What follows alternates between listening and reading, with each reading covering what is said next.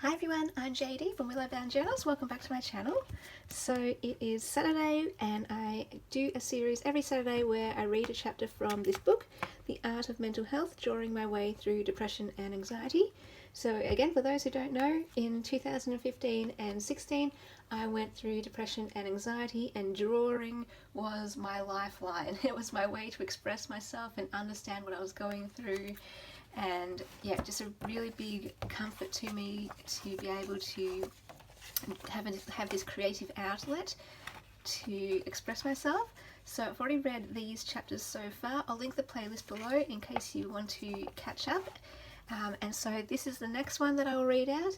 And so how I do this is I read the chapter and then I share a bit more about the context and what I learned from it, or that kind of stuff. And the aim of this series is that I hope it is helpful and comforting and lets people know they're not alone through whatever struggles they may be going through, because whether you have depression and anxiety or not, we all go through struggles in this life and deal with pain and go through trials and challenges and all that kind of thing.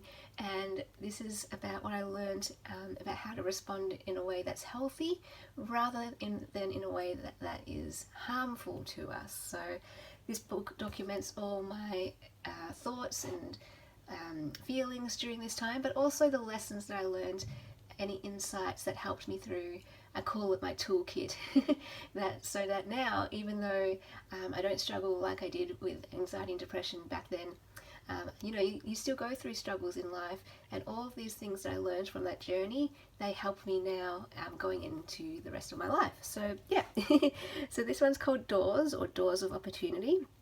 Don't let a closed door stop you from walking through an open one. Sometimes it looks like life presents you with an open door.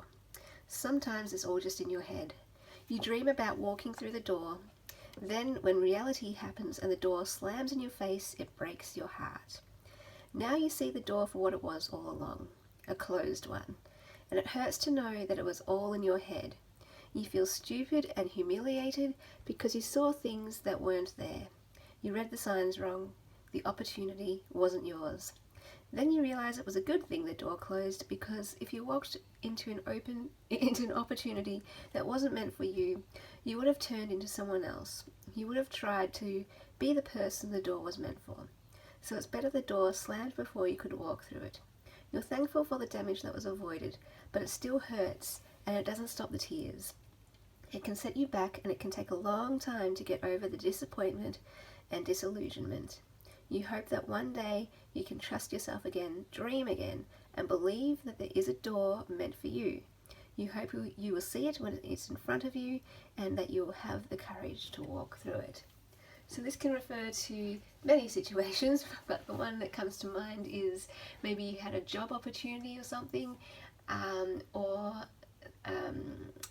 somewhere that your passion was, and you thought you were going to get an opportunity there or something, but then the door is just slammed in your face and you feel like a fool.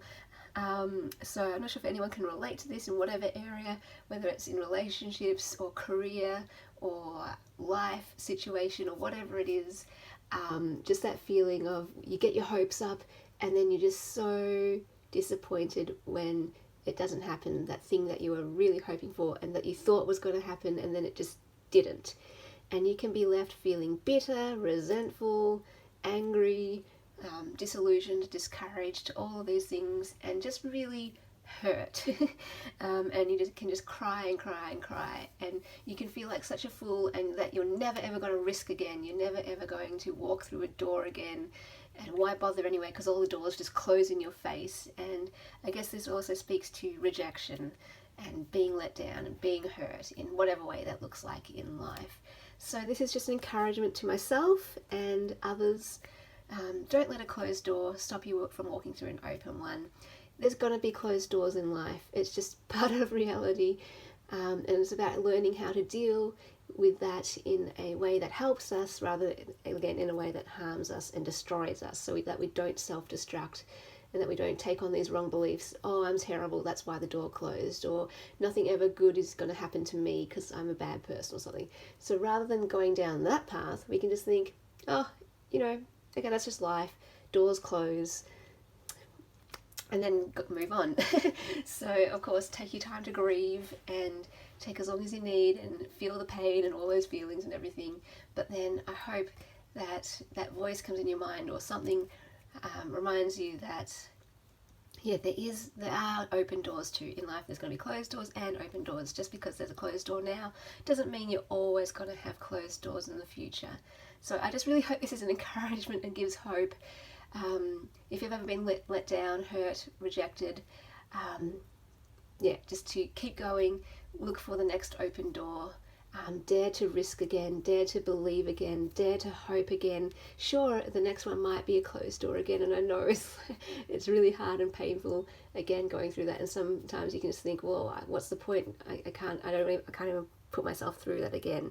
So take as long as you need, but know that yeah, there are open doors out there. And there's doors made for you. I believe that there are doors that are made for you. The ones that aren't made for you, they close. And that's a good thing. It's hurtful at the time, but it's a good thing that they close, because the next door might have been the one that's meant for you, or the next one, or the next one, or the next one. You never know. So keep going, keep trying the doors, keep risking, and just know that when the doors close, it's not a reflection on you. It's not a reflection on your worth or who you are as a person. It's just a door. It's just a door in life that closes. And yeah, don't take it on and like what I did and just, I'm the worst person alive, I'm a failure, there's no door for me, there's no good thing for me, don't risk anything, you're always going to get hurt, you're always going to, all this stuff.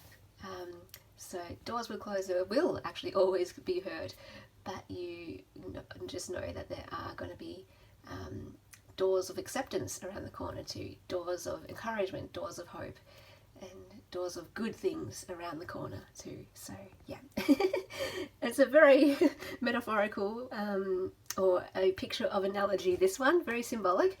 Often my drawings are very symbolic because that's the way that I could express myself, and often yeah, especially like this one, you can see I spoke in the you second person rather than I, because it was just too close to home. Sometimes when the pain is so real and so close, it helps just to kind of write or draw in symbols, because then it kind of separates you from it a little bit, but you can still express yourself. And to write in the third person, maybe even, just to give yourself a little bit of space and a bit of separation so that you can reflect and write about this stuff or express yourself without it being too painful or something. And then at a later time, maybe you can go back and revisit it and reflect on it, and it's a little bit less painful as time goes on. But yeah, I don't know, just sharing my journey and tips. Hope it's helpful. I think maybe lots of people can relate to being disappointed, let down, rejected. If you want to share your story, feel free to do that in the comments below. Know that you're not alone in those times. We all go through it. And if you have a story of encouragement, of how maybe you got through this kind of time, feel free to share that too. As I always say, share your story, because you never know who it may help. Alright guys, I'll leave it there until next Saturday. I should also mention this book is available as an ebook, as a PDF, so if you're interested, that is $10 for a book, and I can just email that to you directly if anyone's interested.